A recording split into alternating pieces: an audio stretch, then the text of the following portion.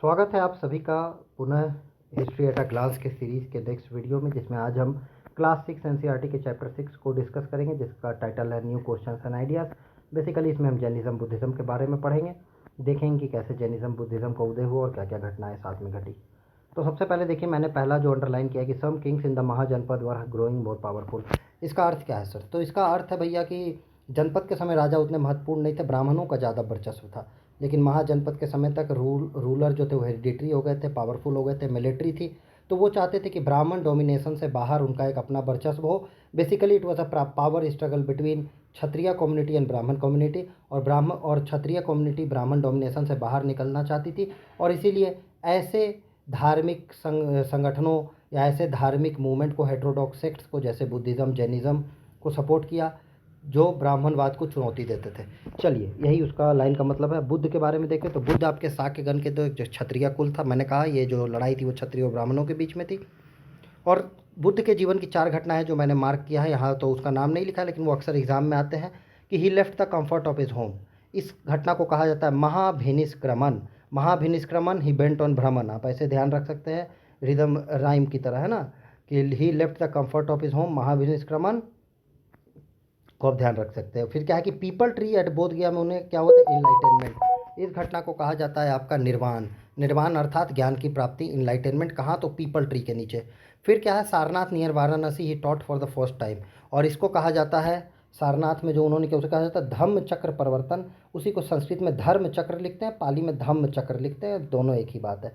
और कुशीनारा मैंने अंडरलाइन किया है, कुशीनारा में बुद्ध की मृत्यु हुई। बुद्ध की मृत्यु को कहा जाता है महापरिनिर्वाण। बहुत से छात्रों को निर्वाण और महापरिनिर्वाण में दिक्कत है। तो निर्वाण मीन्स ज्ञान की प्राप्ति और महापरिनिर्वाण मीन्स महाज्ञान। वो ऐसा माना जाता है कि मृत्यु से बड़ा कोई ज्ञान नहीं, क्योंकि जैसे अपनी मृत्यु का, जिसे यह याद हो गया कि उसे एक दिन मर जाना है, उसके मन से ईर्ष्या, द्वेष, लालच सब कुछ खुद ब खुद खत्म हो जाता है। तो कुशीनारा, कुशीनारा कौन सी जगह है सर? तो एक मल्ल जनपद हुआ करता था। मल्ल जनपद की 2 राजधानी थी, एक कुशीनारा, एक पावापुरी। कुछ और देखिए, संयोग की बात कि उसी मल्ल जनपद के कुशीनारा कैपिटल में बुद्ध की मृत्यु होती है और आपके महावीर की मृत्यु होती है पावापुरी में। बिहार के लोग जानते होंगे, देश दुनिया के तमाम लोग वहाँ पे आते हैं। और आपको एक बात याद रखना है, एक बार एक असिस्टेंट प्रोफेसर में एग्जाम में क्वेश्चन आया कि बुद्ध का अंतिम संस्कार किस राजा ने किया था। तो मल्ल जनपद के जो राजा थे उस समय सृष्टिपाल थे। तो सृष्टिपाल, याद रखेंगे, सृष्टिपाल ने ही बुद्ध का अंतिम संस्कार किया था। तो 4 घटनाएं, घर छोड़ना, महाभिनिष्क्रमण, ही वेंट ऑन भ्रमण, दूसरा इनलाइटेनमेंट अर्थात निर्वाण, सारनाथ में पहला तो मतलब धर्म चक्र परिवर्तन, पहला जो सेरेमन हुआ, पहला स्पीच हुआ, और कुशीनारा जो मल्ल की राजधानी थी, जहाँ सृष्टिपाल राजा थे, जिन्होंने उनका अंतिम संस्कार किया, तो वो हुआ महापरिनिर्वाण। चलिए अब आगे बढ़ते हैं। इसमें यहाँ पे आप देखिए तन्हा। अब कई बार ऐसा आता है कि द तन्हा इन बुद्धिज्म रेफर्स टू, तो ये बेसिकली बुद्ध कहते थे कि जीवन में दुख है क्योंकि इच्छाएं हैं। कई बार इच्छाएं पूरी हो जाती हैं फिर भी मन नहीं भरता है। We are not satisfied and we want even more and this is termed as तन्हा। तो ये सीधा सवाल आ सकता है स्टेटमेंट में, आप देखिएगा। फिर क्या है, देखिए, the Buddha taught in the language of the ordinary people Prakrit. आप कहेंगे सर बुद्धिस्ट ग्रंथ तो पाली में लिखे हुए, बिल्कुल ग्रंथ पाली में लिखे, लेकिन बुद्ध कौन सी भाषा बोलते हैं? बुद्ध प्राकृत बोलते हैं। प्राकृत बोलने की भाषा है और लिखने की भाषा क्या है? पाली है। याद रखेंगे, Buddha taught in Prakrit but the Buddhist texts are compiled in Pali. चलिए आगे बढ़ते हैं। अब क्या, he encourage people to think for themselves rather than to simply accept what he said. अर्थात क्या बुद्धिज्म एक डॉगमेटिक रिलीजन है जो एक किताब, एक बात को फॉलो करता है? नहीं, बुद्ध कहते हैं कि आप अनुभव के आधार पर सीखिए। बुद्ध बस आपको अनुभव करवाने में आपकी सहायता करते हैं। इसलिए बुद्ध कहते हैं कि अपने अनुभव से सीखना है। अप दीपो भवा, बुद्ध का अंतिम वचन क्या है? बुद्ध जब मर रहे थे, बुद्ध का जब महापरिनिर्वाण निकट था, तो बुद्ध ने अंतिम वचन दिया था, अप दीपो भवा, अपने दीपक स्वयं बनो। वही इस लाइन का तात्पर्य है। चलिए आगे बढ़ते हैं। सीधा सा सवाल आएगा, इतना बड़ा बॉक्स बना हुआ है एनसीईआरटी में कि किस्सा गौतमी का संबंध किससे है? तो किस्सा गौतमी में गौतमी शब्द आप याद रखेंगे गौतम बुद्ध से है। बस 6 स्कूल ऑफ इंडियन फिलोसफी को पहले देख लेते हैं। तो ये सवाल कई बार बीपीएससी में आए हुए हैं। तो 6 स्कूल कौन से हैं? वैशेषिका, न्याय, सामख्या, योगा, पूर्व मीमांसा, उत्तर मीमांसा। उत्तर मीमांसा को वेदांता कहा गया। और यहाँ सामने मैंने लिखा है वैशेषिका, जिसमें से फिजिक्स का ओरिजिन हुआ, वो कनाड ने, यहाँ कोनाड लिखा है, सेम बात है, कनाड कोनाड, कोई दिक्कत नहीं है। न्याय गौतम ने, सामख्या कपिल ने, योग आपके पतंजलि ने, पूर्व मीमांसा जैमिनी ने, और वेदांता या उत्तर मीमांसा व्यास, और कई बार व्यास की जगह बदरायन भी लिखा रहता है। अच्छा, बहुत से लोगों ने, आपने ये समझा कि इसके ऑथर ये है, इसके ऑथर ये है, लेकिन जो एक मैक्स म्यूलर हुए, मैक्स म्यूलर वही व्यक्ति है जिससे विवेकानंद भी मिलकर के काफ़ी प्रभावित हुए थे जब वो शिकागो सम्मेलन में गए थे। तो मैक्स म्यूलर ने कहा कि नहीं, ये किसी एक व्यक्ति की रचना नहीं है, ये फिलॉसफी हमेशा डेवलप हुई, और कहीं ना कहीं उनकी बात सही है, फिलॉसफी तो आज भी डेवलप हो ही रही है। तो ये डेवलपमेंट हो रही है, ये किसने बताया? तो फ्रेडरिक मैक्स म्यूलर, जो एक जर्मन ऑब्जर्वर थे, जर्मन स्कॉलर थे। और एक फैक्ट मैंने बताया कि विवेकानंद इनसे मिले थे जब वो शिकागो सम्मेलन में गए थे। अब क्या है जी, उपनिषद के बारे में देखें। तो उपनिषद से कई बार सवाल आया कि उपनिषद में किस बातों का जिक्र है। तो उपनिषद में फिलॉसफी का जिक्र है। आत्मा और ब्राह्मण का जिक्र किस में होता है? ये सवाल 10 बार आ चुका है कि आत्मा और ब्राह्मण का संबंध किससे है? तो उपनिषद से है। उपनिषद का शाब्दिक अर्थ होता है गुरु के चरणों में बैठकर ज्ञान लेना। Upanishad literally means approaching and sitting near the text and contain conversation between teacher and student. तो उपनिषद का अर्थ ही होता है चरणों में ज्ञान लेना। अच्छा, आपको एक सीधा सवाल आएगा कि एक भिखमंगे की कहानी, एक समझदार भिखमंगा वाइस बेगर की कहानी किस में है? तो छांद योग उपनिषद। अब छांद योग उपनिषद पढ़ने की जरूरत नहीं है, एनसीईआरटी में दिया, पूछ देगा, आपको लगेगा कि बाप रे बाप पता नहीं किस किताब से पूछ दिया, लेकिन ये एनसीईआरटी से पूछा है। किस्सा गौतमी गौतम बुद्ध से रिलेटेड है, और वाइस बेगर की कहानी छांद योग उपनिषद में है। ठीक है, याद रखेंगे। उपनिषद के और कुछ टेक्स्ट वगैरह है, वो सब मैं किसी अगले शॉर्ट में आपको बता दूंगा। आप लोग कमेंट करेंगे तो मैं उसका शॉर्ट बना करके डाल दूंगा कि किस उपनिषद में कौन सा इंपॉर्टेंट वर्ड या इंपॉर्टेंट कहानी है। देखिए, अब क्या उपनिषद में सर थिंकर्स थे कौन? तो थिंकर्स बेसिकली ब्राह्मण और राजा दोनों थे। ठीक है, जो भी अंडरलाइन किया उसे एक एक बार आप रीड करते चलेंगे। क्या वीमेन थी? जी सर, वीमेन ब्रह्मवादिनी। आपने बताया था कि वैदिक टेक्स्ट भी लिखा था, और सर उपनिषद में भी महिलाओं का जिक्र होता है, मतलब महिलाएं कहीं ना कहीं लिखती थी। हाँ ठीक है, प्रोमिनेंट नहीं था, लेकिन एग्जाम्पल के लिए आप याद रखिए, एग्जाम्पल से ही सवाल बनेंगे। तो आप नाम सुना होगा आपने, अपाली, गार्गी, घोषा, मैत्री। ये 4 नाम याद रखेंगे उपनिषद से। ठीक है ना, गार्गी, अपाला, गार्गी, अपाला, घोषा, मैत्री। ठीक है, फिर एक है कि क्या सारे बड़े लोग ही उपनिषद लिखते थे? नहीं। तो एक आपका क्या था, सत्यकाम जवाल का जो कहानी है वो एक स्लेव विमेन जवाली ने लिखा है। तो सर ये क्या है कि सर सारे तरह के वर्ग के लोग, महिलाएं भी थी, राजा थे भी थे, ब्राह्मण भी थे, और कभी कभी तो कुछ स्लेव वगैरह का भी जिक्र है। मतलब कहीं ना कहीं ये क्या था, इंक्लूसिव टेक्स्ट है उपनिषद, जो आत्मा और ब्राह्मण के बारे में बात करता है, और शाब्दिक करते गुरु के चरणों के पास बैठ करके ज्ञान लेना।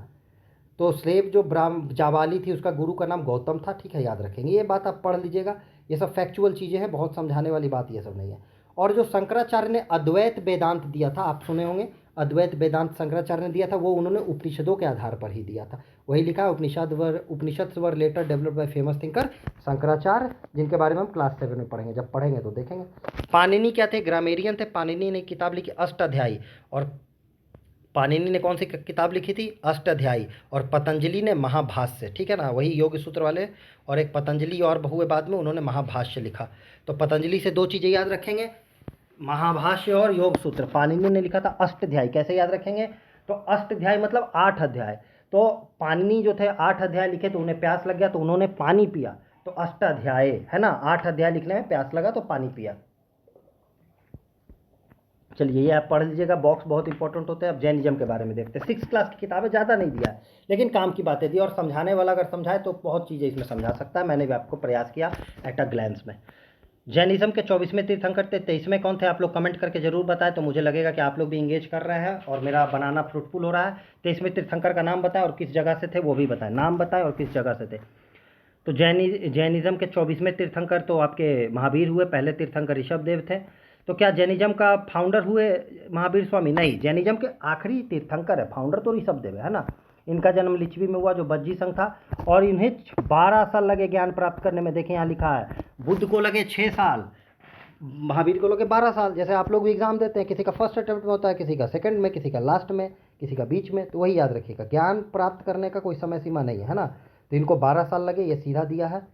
चलिए, और ये भी क्या करते थे? प्राकृत में बोलते थे। और प्राकृत में भी ये कौन सी? मगधी, जिसको हम लोग आज मगही कहते हैं, जो आपको पटना जहानाबाद इलाके में मिलेगा, मगही। तो मगही का प्रयोग करते थे, है ना, महावीर जी। अब महावीर के फॉलोअर को जैन कहा जाता है, ये तो सबको पता ही है।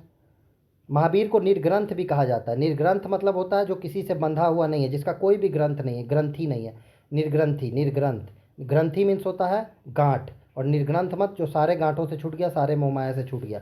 जैनिज्म जो है बेसिकली आप याद रखेंगे, फार्मर्स इसका सपोर्ट नहीं करते थे, क्योंकि जैनी जो है वो बहुत ज़्यादा अहिंसा पे मतलब अहिंसा पे एम्फेसाइज करते थे। और अहिंसा, अब देखिए फार्मिंग में क्या है कि कहीं ना कहीं हिंसा होगी, कीड़े मकोड़े मरेंगे ही, इंसेक्टिसाइड पेस्टिसाइड डाला ही जाता है। तो इसीलिए आप देखेंगे आज के डेट में मारवाड़ी आपको ज़्यादा जैनी दिखेंगे। ये आप जनरल ऑब्जर्वेशन भी आपका होगा कि मारवाड़ी लोग ज़्यादा आपको जैनी दिखेंगे। ठीक है, किसानों में उतना फेमस नहीं हुआ ये। अब क्या है, जैन का जो ग्रंथ है वो कब लिखा गया, तो ये लिखा गया written down in the form in which they are presently available at a place called Ballabhi Gujarat. Ballabhi Gujarat में जैन टेक्स्ट कंपाइल हुए। जैन और बुद्धिस्ट टेक्स्ट के बारे में और बातें हैं, लेकिन मैं यहीं जो एनसीईआरटी में दिया उसी पे ज़्यादा फोकस करूँगा। संघ, तो देखिए संघ क्या होते थे, जहाँ बौद्ध भिक्षु और भिक्षुनी रहते थे। Buddhist sangha were written down, the rules for made for Buddhist sangha were written down इन विनय पिटक। पीटक और निकाय जिसमें आएगा वो बुद्धिस्ट टेक्स्ट होगा, याद रखेंगे, ठीक है। पीटक और निकाय कीवर्ड है, बुद्धिस्ट टेक्स्ट होगा। तो कहा जा रहा है कि विनय पिटक में क्या था, तो जैसे कि जिस मान लीजिए आश्रम में, संघ मतलब एक आश्रम समझ लीजिए, तो आश्रम में क्या आचार विचार है, ये विनय पिटक में मतलब विनम्रता पूर्वक रहना है वहाँ, ये कहने का अर्थ हुआ, ठीक है। जिसका संकलन उपाली ने किया था, उपाली है ना, उपाली। बुद्ध के जो sermon थे, बुद्ध ने जो कहा वो लिखा गया सूत पिटक में। सूत अर्थात सूत्र, सूत्र अर्थात फॉर्मूला। बुद्ध ने जो जीवन जीने के फॉर्मूला दिए वो सूत पिटक में हुआ, अर्थात सूत्र पिटक, उसे संस्कृत में लिखते हैं, लेकिन पाली में लिखते हैं तो सूत पिटक लिखते हैं। और वो किया बुद्ध के चेले आनंद ने, जो उनका चचेरा भाई भी था। तो दो पिटक सर आपने बताया, एक तो बताया सर आपने कि ये था क्या नाम है, एक विनय पिटक जो उपाली ने किया, यू से यू भी रे आप जानते हैं, तो उपाली विनय पिटक, उपाली विनय पिटक, 2-3 बार कुछ कनेक्ट कर लीजिए वो दिमाग में अगर नहीं पता तो। और बुद्ध के सरमन जो थे सर, उनके शिष्य आनंद ने कंपाइल किया, उसे कहा गया सूत पिटक। और सर पूरा इसका फिलोसफिकल डिस्कशन बाद में हुआ, वो हुआ अभिधम्म पिटक, ठीक है। तो ये दो याद रखेंगे तो तीसरा खुद पता चल जाएगा। बुद्ध के अपने वचन आनंद के द्वारा सूत पिटक, संघ में कैसे रहना उपाली के द्वारा विनय पिटक, और बुद्ध के वचनों का क्या दार्शनिक अर्थ है, फिलोसफिकल अर्थ है, ये आपका बताया अभिधम्म पिटक में बाद में, है ना। वो बहुत बाद में बना था, कुषाणों के समय। फिर क्या है कि क्या बुद्धिस्ट संघ में कोई भी जुड़ सकते, तो ये लाइन आप पढ़िए कि नहीं, children had to take permission of their parent, slave of their master, और औरतों को अपने पति से परमिशन लेना था, कर्जदारों को अपने जिससे कर्ज लिया उससे परमिशन लेना था। मतलब ये नहीं कि आप कर्जा लिए और बाद में भिक्षु बन गए, जैसे आज होता है, कोई भी गधा आपका क्या बन जाता है, साधु बन जाता, तो ऐसा नहीं करना था। ये नहीं कि आप, तो इसलिए बुद्धिज्म ज़्यादा क्या था कि प्रैक्टिकल रिलीजन था, है ना। बुद्धिज्म ज़्यादा प्रैक्टिकल था। बिहार के बारे में आप जानते हैं, बिहार में रहने वाली जगह होती थी, और चैत्य पूजा का आप आज भी जानते हैं, चैती छठ उससे जोड़ ले, पूजा चैत्य में होता था और बिहार में लोग रहते थे। इसी बिहार पे नाम बिहार पड़ा जब टर्किश लोग यहाँ आए। खैर, क्या बुद्धिज्म वाले लोग एक ही जगह बैठ के ज्ञान देते थे? नहीं, बुद्ध तो लगातार चलते रहे। 35 वर्ष की अवस्था में 29 में घर छोड़ा महाभिनिष्क्रमण, 35 में निर्वाण प्राप्त हुआ, और उस दिन से हमेशा चलते रहे, और 80 वर्ष की उम्र में मरते हैं। बस एक समय रुकते थे, वो वर्षा ऋतु में 3 महीने रुकते थे, वर्षा निवास करते थे, है ना। तो एक क्वेश्चन आता है कि बुद्ध का आखिरी वर्षा निवास, मरने के पहले अंतिम बार वो बारिश में कहाँ रुके थे? तो वो रुके थे वैशाली में, याद रखिएगा, समझे। बुद्ध का अंतिम वर्षा निवास कहाँ हुआ था? वैशाली में। मेरी बातों को एकदम गौर से सुनते रहिएगा, आपका सारा काम हो जाएगा। चलिए, और तो कुछ इसमें विशेष है नहीं। फिर देखिए बुद्धिज्म में क्या हुआ, जो पुराना बुद्धिज्म था ना, उसको 2 नाम दिया जाता है, थेरवाडा या हीनयान। हीनयान मीन्स हीन मतलब लोअर व्हीकल, और बाद में एक बुद्धिज्म का कंसेप्ट डेवलप हुआ महायान। तो ज़्यादातर जो बुद्धिस्ट है ना वो महायान वाले हैं, ठीक है। अब इसमें अंतर क्या है सर? तो अंतर 2-3 अंतर है, ठीक है। हीनयान जो था ना, हालांकि मैं इस पे अंतर पे एक शॉर्ट बना दूंगा, ठीक है ना, एक शॉर्ट बना दूंगा मैं। हीनयान जो बुद्धिज्म था वो बुद्ध को ईश्वर नहीं मानता था, वो बुद्ध को भी एक ज्ञानी मानता था। लेकिन महायान ने बुद्ध को ईश्वर माना, क्योंकि आज हम बुद्ध को ईश्वर मानते हैं, तो इसलिए महायान का भी प्रकोप है, महायान का प्रभाव है, आप ध्यान रखेंगे, ठीक है ना। फिर क्या था, बुद्ध को चूंकि ईश्वर नहीं माना जाता था तो उनकी मूर्तियाँ नहीं बनती थी हीनयान में। महायान में मूर्तियाँ बनने लगी, मूर्तियाँ बनी तो मथुरा और टक्सिला में बनने लगी, है ना, याद रखिएगा। मथुरा में जो मूर्तियाँ बनती थी वो ज़्यादा इंडियन टाइप की थी, और टक्सिला में जो मूर्तियाँ बनती थी तो बुद्ध की वो मूर्तियाँ जो इनमें उनके बार घुंघरेले हैं, बॉडी बिल्डर है बुद्ध, वो सब बनते थे आपके टक्सिला में, क्योंकि वहाँ इंडो ग्रीक का प्रभाव था, क्योंकि नॉर्थ वेस्ट इलाका है। और आपने पिछले क्लासेस में पढ़ा कि इंडो ग्रीक वगैरह आते थे, अलेक्जेंडर वगैरह पहले आए थे, तो कुछ प्रभाव था वहाँ पे, तो उन्हें ग्रेको रोमन गॉड की तरह प्रेजेंट किया जाता था टक्सिला फॉर्म में, और मथुरा में एकदम नेचुरल इंडियन की तरह प्रेजेंट किया जाता था। एक और बड़ा डेवलपमेंट था महायान में बोधिसत्वा का। बोधिसत्वा वैसे लोग थे जो अपने इनलाइटनमेंट को रोक लेते थे और दुनिया की मदद करते थे। एक क्वेश्चन आया था कि क्यों करते थे, तो आउट ऑफ कंपैशन, उसका यही आंसर था। यूपीएससी का सवाल है ये, ठीक है, यूपीएससी सीएससी का सवाल है, आउट ऑफ कंपैशन। अब एक और बात यह है कि जैनिज्म तो उतना प्रभाव नहीं छोड़ पाया, वेस्टर्न और थोड़ा सा सदर्न में ही डेवलप हो पाया ज़्यादातर, लेकिन बुद्धिज्म जो है ये पूरे दुनिया में फैला, और खासकर साउथ ईस्ट में फैला। और कौन सा फॉर्म फैला? हीनयान वाला, जिसे थेरवाडा भी कहते थे, ठीक है ना। तो थेरवाडा, हीनयान, और एक महायान। अभी ज़्यादातर क्या फैला हुआ है इंडिया में, महायान, लेकिन साउथ ईस्ट में क्या है, थेरवाडा हीनयान। तो 2 बार इस लेक्चर को सुनिएगा, आपको सब कुछ क्लियर हो जाएगा। कम समय का मैंने वीडियो बनाया तो आप लेक्चर को 2 बार जरूर सुनिएगा। एक इंपॉर्टेंट फैक्ट आप देखें, ये क्वेश्चन कई बार आया हुआ है, फाहियान हुएनसांग इटसिंग। इटसिंग को यहाँ पे आई किंग लिखा है, कोई दिक्कत नहीं है, चाइनीज़ नेम का इंग्लिश ट्रांसलेशन होता है तो इधर उधर हो जाता है। बहुत से किताबों में आपको लिखा रहेगा ITSING, इटसिंग, वही है आई किंग।